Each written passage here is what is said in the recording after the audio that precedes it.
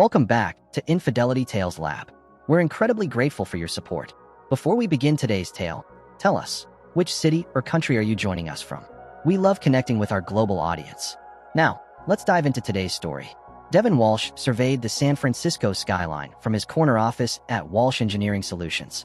At 42, he had built his specialized engineering firm from a one-man operation in his garage to a $30 million company with government and military contracts. Not bad for a kid from Ridgemont, whose father worked at the steel mill until it closed, leaving the family struggling. The intercom buzzed. "Mr. Walsh, your 2 o'clock is here," said Mia Reynolds, his executive assistant of 5 years. "Send them in, Mia. And can you make sure the Parker proposal is ready for tomorrow?"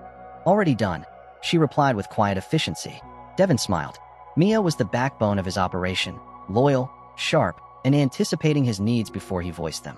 Unlike his wife of 8 years, who seemed to anticipate only how to spend his money. The meeting with the Defense Department representatives went well, securing a new contract that would keep Walsh Engineering profitable for years.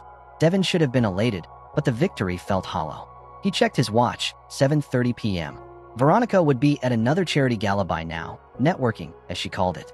His phone buzzed with a text from her. "Don't wait up. Dinner with the Prescotts and the foundation board." The Prescotts again. Lawrence Prescott was old money, and his son Noah had recently taken an interest in Veronica's Children's Literacy Foundation. Too much interest, Devin suspected. "Working late again?" Mia asked, coat in hand, ready to leave. "Just wrapping up. Big win today." "Congratulations," she said, her warm brown eyes showing genuine happiness for his success. "You deserve it." After Mia left, Devin's phone rang. It was his sister Teresa. "Hey Reese, what's up?" "Just checking in. Heard through the grapevine that Veronica's at another gala with the Prescott crowd." Devin sighed. "The Children's Foundation Board, right?" Teresa said skeptically. "Dev, I've never interfered in your marriage, but..." "Then don't start now." He cut her off, more sharply than intended. "Fine. Just remember what Dad always said. Trust must be earned. Betrayal is never forgiven," Devin finished. Their father's mantra, drilled into them after their mother abandoned the family for her chiropractor. Later, driving his Tesla through the fog-shrouded streets to their Pacific Heights home, Devin reflected on his life. He had everything: successful business, beautiful home, attractive wife. So why did everything feel so empty? The house was dark when he arrived. In the kitchen, he found a bottle of expensive bourbon, a gift from a contractor, and poured 2 fingers. Tomorrow was their anniversary, and he'd planned a surprise trip to Bora Bora. Maybe that would rekindle whatever they'd lost. As he headed upstairs, his phone chimed with an email alert. A notification from his bank. Withdrawal confirmation. $50,000 to Harrington Holdings, Veronica's father's company. The failing company Devin had previously refused to bail out. He frowned. That withdrawal would require Veronica's signature. Strange she hadn't mentioned moving such a large sum. Just the first crack in the foundation of the life he thought he'd built. Devin awoke alone the next morning. Veronica's side of the bed was undisturbed. He checked his phone. No messages. Unusual, even for her late nights. He showered and headed to his home office to finalize details for their anniversary trip. Veronica's laptop sat open on the coffee table in the adjoining sitting room. He needed their confirmation numbers, which she'd emailed to herself. As Devin moved the mouse to wake the computer, a notification popped up. From Sheffield Law Partners subject. Divorce Strategy, Asset Division. Devin froze. His mind raced even as his body remained perfectly still. A mistake. Must be a mistake. He clicked the email. "Dear Mrs. Walsh, per our discussion, I recommend filing before your husband discovers the affairs. Massachusetts is an at-fault state, and if he files with evidence of infidelity, it would impact Asset Division. As discussed, our strategy to secure the business interests, property holdings, and retirement accounts relies on filing first and establishing financial need. Your husband's long work hours and emotional neglect provide additional leverage." Devin's hand trembled as he scrolled down. "I want to take his business, house, and retirement before he discovers the affairs. Is that possible?" Veronica had written. The attorney's response was calculated. With proper strategy and timing, absolutely. White-hot anger flashed through Devin's body. He took a deep breath, suppressing the urge to throw the laptop across the room. Instead, he methodically began searching through her emails. What he found destroyed any doubt. Messages between Veronica and Noah Prescott dating back 18 months. Hotel receipts. Intimate photos. Plans for their future together once Noah's investment opportunity paid off, with money from Devin's accounts. There were others too. A tennis instructor last summer. A chance encounter with an ex-boyfriend during a girl's trip to Vegas. Most damning were messages to her father, Victor Harrington. "Daddy, the plan is working. Devin suspects nothing. Once I file for divorce, I'll control enough of his assets to save your company. Noah says once he gets the Walsh Engineering insider information to his investors, we'll be set for life." Devin sat back, ice replacing the fire in his veins. He'd been a fool. The withdrawals, the late nights, the sudden interest in his business contracts. It all made sense now. He forwarded everything to his personal email, then carefully returned the laptop to exactly where he'd found it. He called his attorney, Bennett Cole. "Bennett, I need to see you. Today. Don't talk to anyone about this meeting." 3 hours later, Devin sat in Bennett's office, watching his old college friend review the emails. "Jesus Christ, Dev," Bennett finally said, removing his glasses. "I've seen ugly divorces, but this level of calculation. I need options. Legally, file first with this evidence. Protect your assets immediately. But given what they're planning..." Bennett hesitated. "What?" Devin pressed. "They're not just coming after your money, Dev. They're targeting your business, using insider information. That's criminal. We should talk to the FBI." Devin shook his head. "Not yet. I need to know how deep this goes first." "What are you thinking?" Devin's expression hardened. "I'm thinking it's time to remember everything my father taught me about dealing with betrayal. 3 steps. Devin told Bennett over breakfast at an out-of-the-way diner the next morning. "Secure, prepare, disappear." Bennett looked skeptical. "And Veronica won't notice? She thinks I'm planning our anniversary trip. Meanwhile, I'll be planning something very different." Step 1 began that afternoon. Devin opened new accounts at banks where they had no history. He transferred majority shareholdings in Walsh Engineering to a trust controlled by his sister Teresa, who as a federal judge was beyond reproach. He moved retirement funds to protected accounts that couldn't be touched in a divorce. "Is this legal?" Mia asked when Devin had her prepare documentation for transferring company intellectual property to a new holding corporation. "Completely," Devin assured her. "I'm simply restructuring for tax purposes. The white line necessary to protect her." At home, Devin maintained the facade. He confirmed their anniversary dinner reservations, wrapped the diamond bracelet he'd bought months ago, and smiled when Veronica returned from foundation meetings, with Noah Prescott's cologne lingering on her clothes. Step 2 was evidence. Devin hired a private investigator who documented Veronica meeting Noah at an upscale hotel. He installed small cameras in their home office and bedroom while Veronica was at yoga. Within days, he had recordings of Veronica discussing divorce strategy on the phone with both her father and Noah. "Devin's clueless," she laughed to Noah during one call. "He's so wrapped up in his precious business, he hasn't even noticed the money I've been moving. By the time he figures it out, we'll own half his company." The final betrayal came when Devin discovered Veronica had photographed confidential contract specifications from his home office and sent them to Noah, who was using the inside information for investment purposes. The night before their anniversary, Devin implemented Step 3. He informed Veronica he needed to fly to Washington for an emergency meeting with a military contractor. "But our anniversary," she protested with well-practiced disappointment. "I know, I'm sorry. I'll make it up to you," he promised, watching her eyes flicker with secret relief. She already had plans with Noah, he knew. Instead of flying to Washington, Devin drove to a remote lake house owned through a shell company that didn't appear in any of his financial records. Only Teresa knew of its existence. Before disappearing, Devin sent everything, emails, photos, recordings, financial records, to Bennett with instructions to file for divorce in Massachusetts the moment Veronica made her move. He called Mia from a burner phone. "I'll be unreachable for a few days. If anyone asks, I'm at that military contractor meeting in Washington. Is everything okay?" Genuine concern filled her voice. "Not yet," Devin replied. "But it will be." As moonlight reflected off the still lake, Devin raised a glass to the memory of his father. The old man had been right all along. Trust must be earned, and betrayal is never forgiven. The real war was just beginning. The morning after their anniversary, Veronica Walsh woke with a start. She reached for her phone and saw 3 missed calls from her father. She quickly dialed him back. "Have you filed yet?" Victor Harrington demanded without greeting. "Hello to you too, Daddy." Veronica sighed, sliding out of bed. "No, not yet. Sheffield says timing is crucial. You're running out of time. Noah's investors are getting impatient." Veronica caught her reflection in the vanity mirror, still beautiful at 38, thanks to expensive treatments Devin's money provided. "Everything's under control.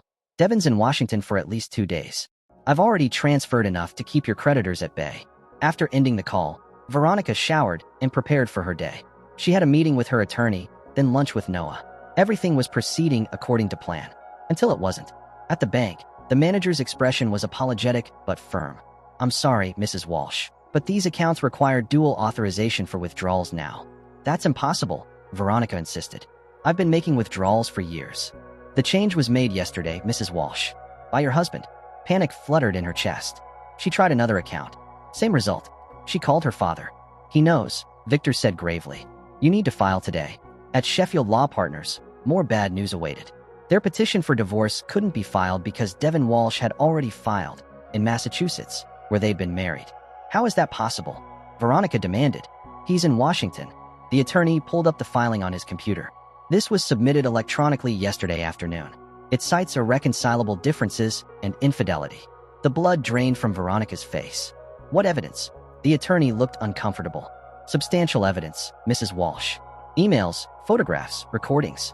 "Recordings?" Her voice rose to a shriek. "Of conversations with Mr. Prescott and your father regarding financial matters and intimate relations." Her phone rang. "Noah, we have a problem," he said without preamble. "Those contract specs you gave me, they're fakes." Veronica felt the floor tilt beneath her. "What? Fake information? The investors are pulling out." "But that's not the worst part. Someone's been monitoring my communications about Walsh Engineering." By evening, Veronica had discovered the extent of Devin's counterattack. Joint credit cards canceled.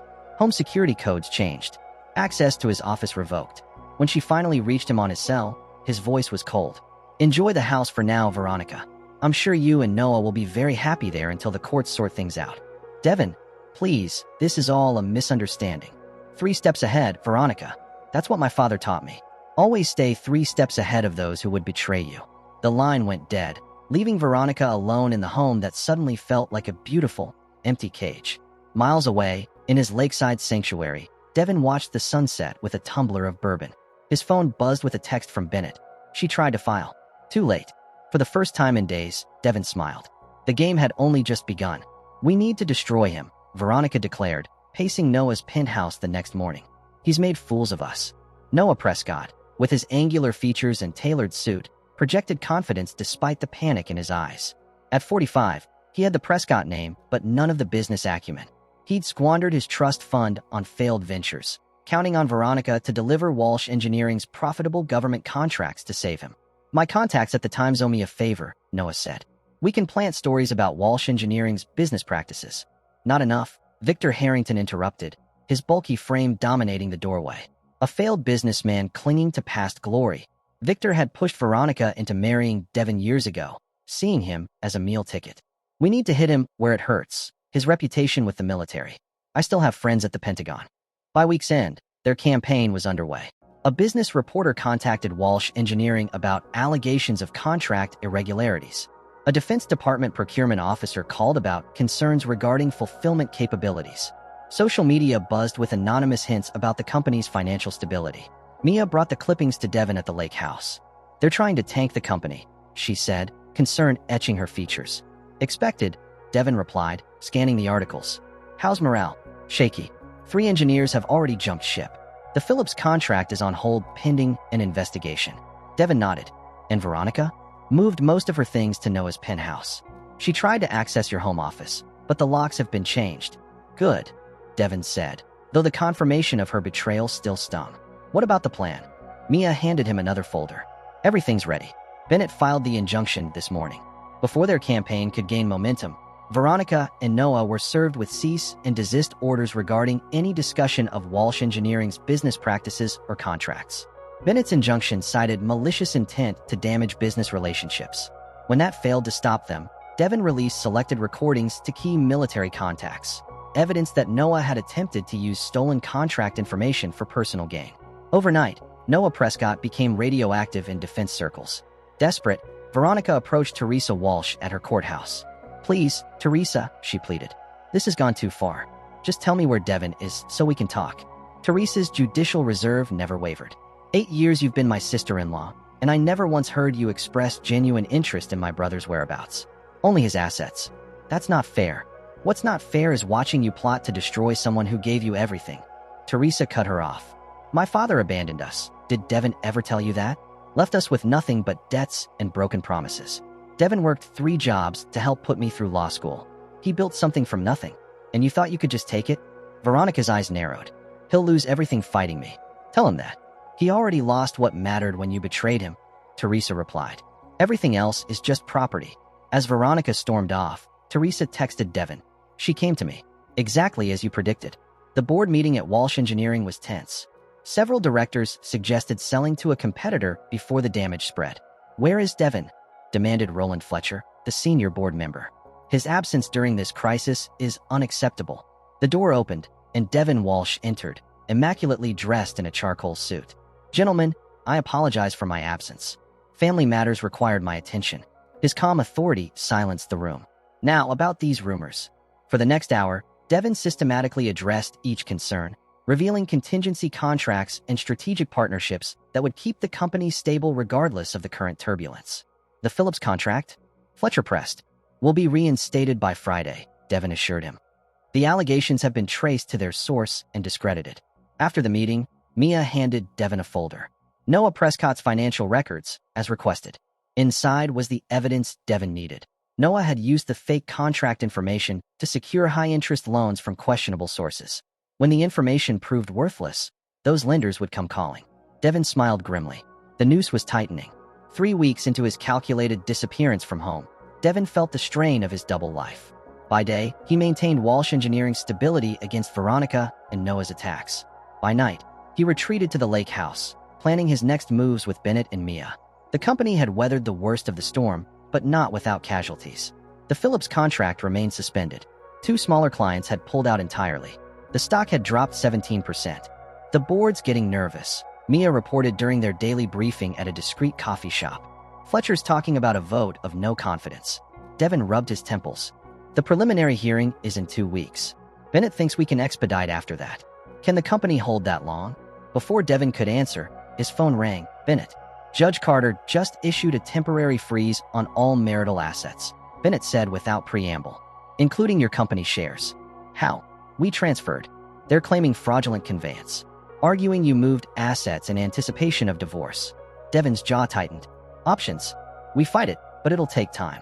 Meanwhile, you're effectively locked out of your own company's decision-making. After hanging up, Devin stared at his cooling coffee. Veronica's attorney is better than we thought. Mia hesitated, then reached for his hand. Maybe it's time to settle. Save what you can and rebuild. No, Devin said firmly. My father rebuilt once. Watched another man take everything he'd worked for. I won't do the same. That night in his sparse lake house, Devin drank bourbon directly from the bottle, a rare lapse in control. His phone buzzed with a text from Teresa. Fletcher called emergency board meeting for tomorrow. They're voting on interim leadership. Devin hurled the bottle against the wall, watching it shatter. Everything he'd built was slipping away while Veronica and Noah celebrated their victory. A knock at the door startled him. Nobody knew this location except Teresa. Mia stood on the porch, rain dripping from her coat. I followed Teresa, she admitted. We need to talk. Inside, she laid out papers on the kitchen table. During the audit, I found something. Noah Prescott has been quietly buying Walsh Engineering stock through shell companies.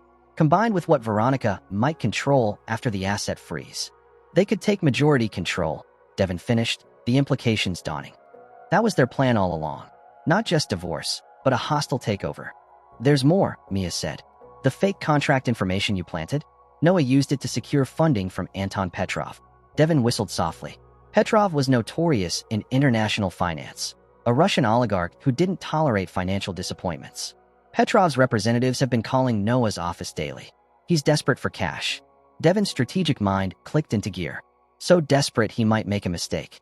The next morning, Devin attended the emergency board meeting, stunning everyone with his appearance.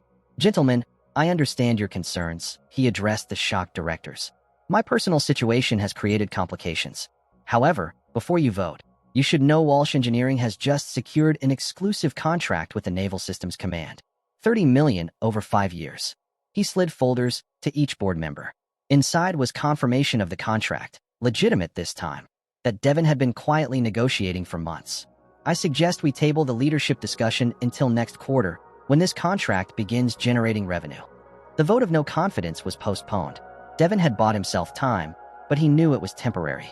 Outside the boardroom, he confronted Roland Fletcher. You've been talking to Noah Prescott. Fletcher flinched. He made a compelling offer. For my company, or just for you? Business is business, Devin. Nothing personal. Devin stepped closer. My father taught me business is always personal. Remember that when this is over. Back at the lake house, Devin called Bennett. I need everything on Petrov's American operations. And I want Noah Prescott under surveillance 24/7. Bennett sounded worried. Devin, you're entering dangerous territory. They crossed that line first, Devin replied. Now they'll learn the price of betrayal. As he hung up, Devin felt a cold clarity replace his earlier despair. He'd been playing defense. Time to attack.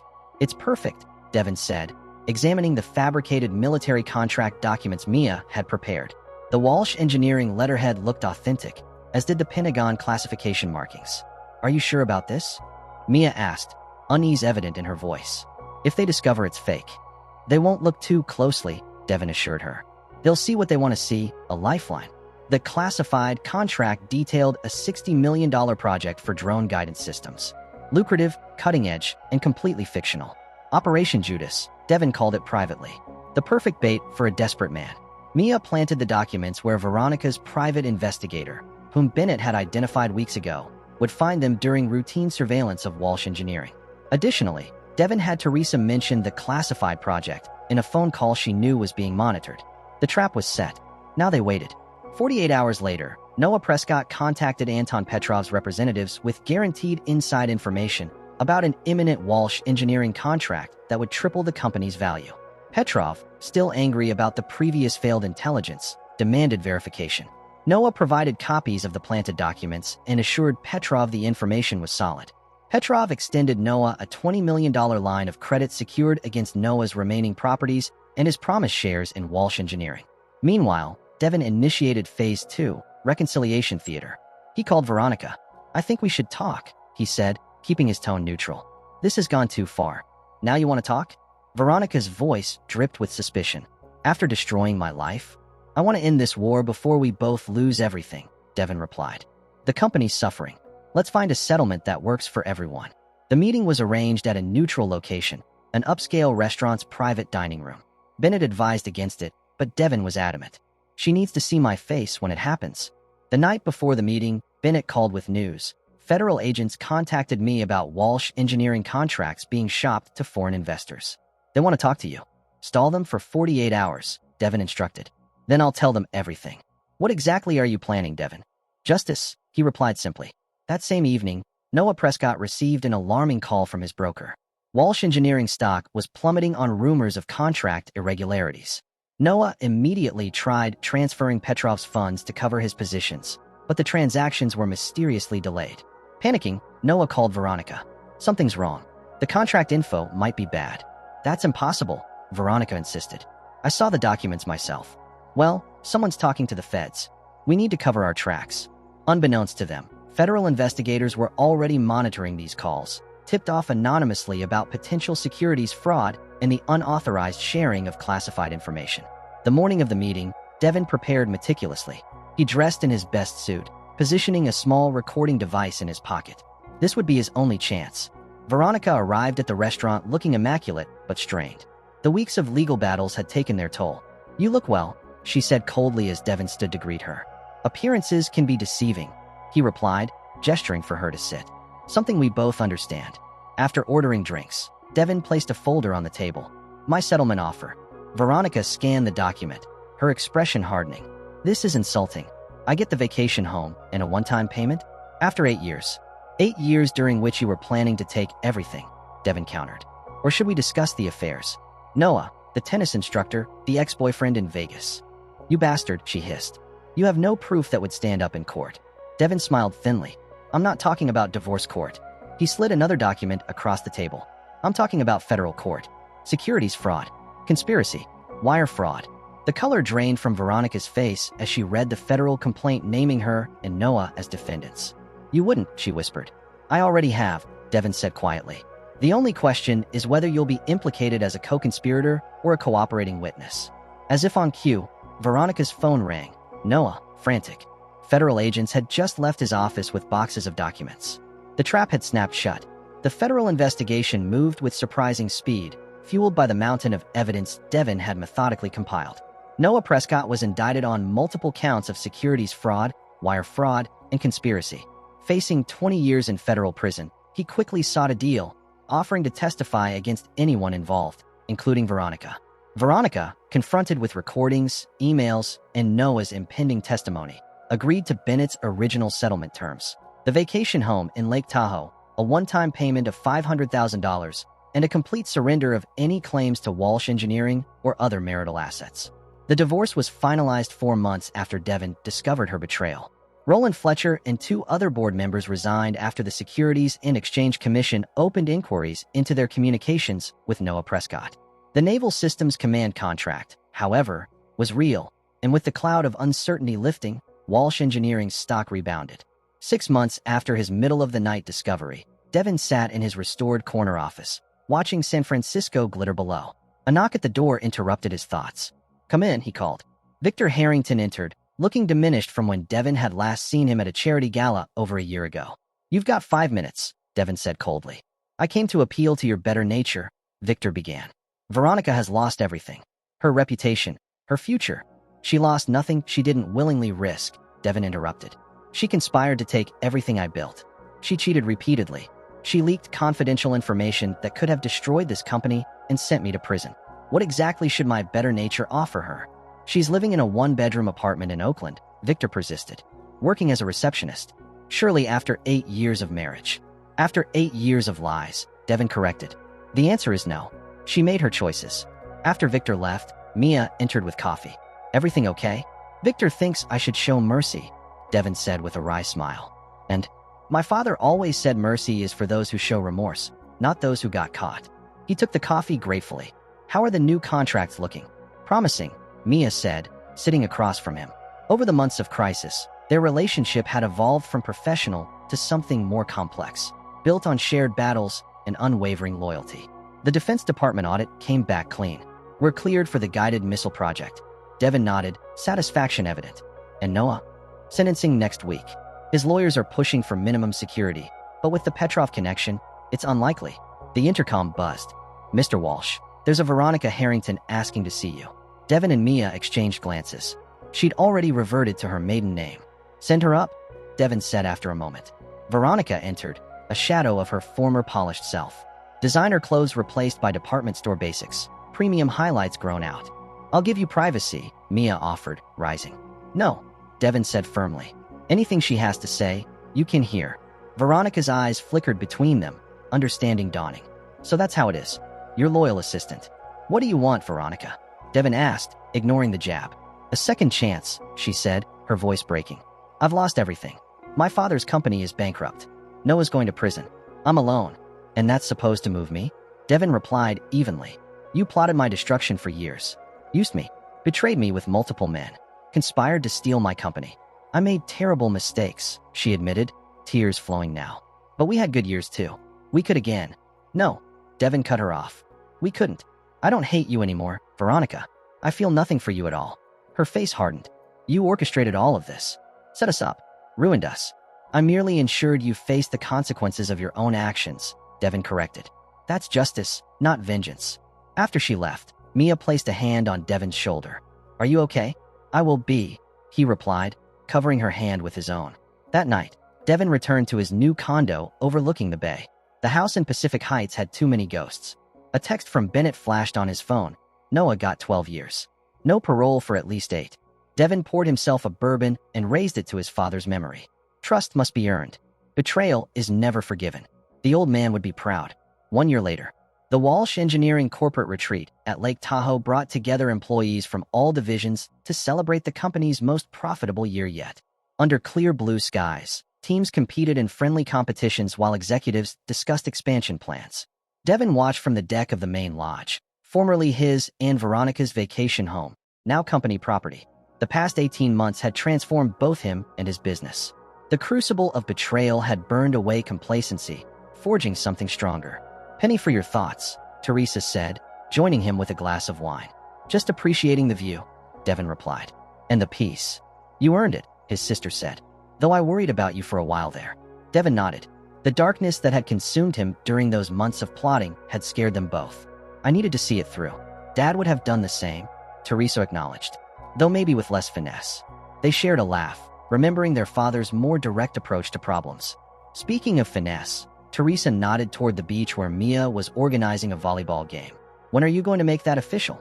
Devin smiled. His relationship with Mia had evolved gradually over the past year, built on the foundation of shared battles and proven loyalty. We're taking it slow. No rush. The retreat culminated in a beachside dinner where Devin announced a company-wide profit-sharing program and expansion into 3 new markets. As employees celebrated, Bennett pulled him aside. Thought you'd want to know? Noah Prescott was denied his appeal. He'll serve the full 12 years. Devin nodded, feeling neither joy nor remorse. And Veronica? Moved to Phoenix. Working in real estate. Seems to be starting over. Good for her, Devin said, genuinely meaning it. His need for revenge had been satisfied. Now he wished only to move forward. Later that evening, as the party wound down, Devin walked along the moonlit shore with Mia. Successful weekend, she observed, their hands brushing as they walked. Very, Devin agreed, finally taking her hand in his. The company's stronger than ever. And its CEO? Devin considered the question. Wiser, more cautious about trust, but also more appreciative when it's earned. Mia stopped, turning to face him. Is that what I've done? Earned your trust. That and more, Devin admitted, the wall around his heart finally beginning to crumble. You stood by me at my worst. Saw what I was capable of and didn't run. What you were capable of was protecting what you built, Mia said firmly. There's no shame in that. Devin leaned down and kissed her, gently at first, then with growing confidence. When they parted, both were smiling. So what now? Mia asked. Now we build something new, Devin replied. Together, but with better foundations. As they walked back toward the lodge, Devin's phone buzzed with a text. He checked it briefly, then switched it off entirely. Who was that? Mia asked. Nobody important, Devin said truthfully. The message, from Veronica's new number, would go unanswered. I still think about what might have been. Do you ever wonder? He didn't. The past was settled, its accounts balanced. Justice had been served, cold and complete. Now, finally, Devin Walsh was ready to look forward, 3 steps ahead of the past that had tried to destroy him. Trust must be earned. Betrayal is never forgiven. But life, he was learning, continued regardless. And with the right people beside you, it could be better than before. This is where our story comes to an end. Share your thoughts in the comments section. Thanks for your time. If you enjoy this story, please subscribe to this channel. Click on the video you see on the screen, and I will see you there.